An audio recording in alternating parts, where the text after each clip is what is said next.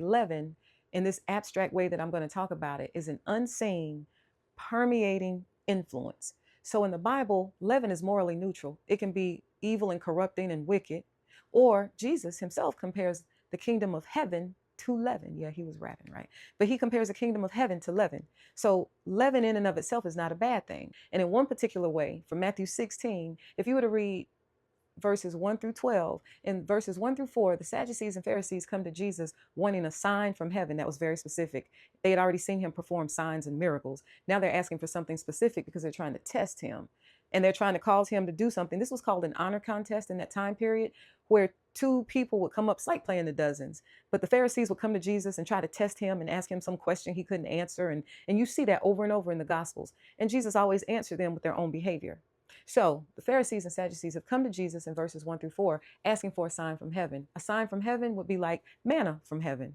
It would be like fire being called down from heaven. It would be like the sun standing still in the heavens. They're asking for something specific in the heavens. And Jesus turns it on them.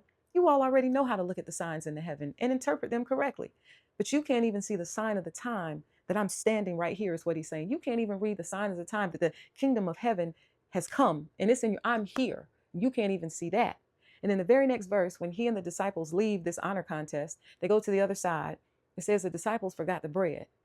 Jesus says to them, beware, watch and beware the leaven of the Pharisees and Sadducees. And they started discussing, he must mean this, he must mean because we forgot the bread. His next response tells us something.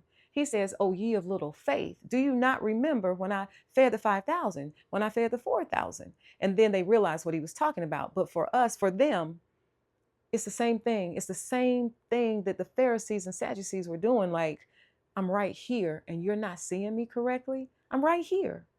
And then I moved that out some. I zoomed out a bit to Matthew 14, where Peter, when the disciples are in the boat, they see Jesus coming. Jesus says, "Fear not, it is I." They hear his voice. And Peter says, "If it is you, bid me come."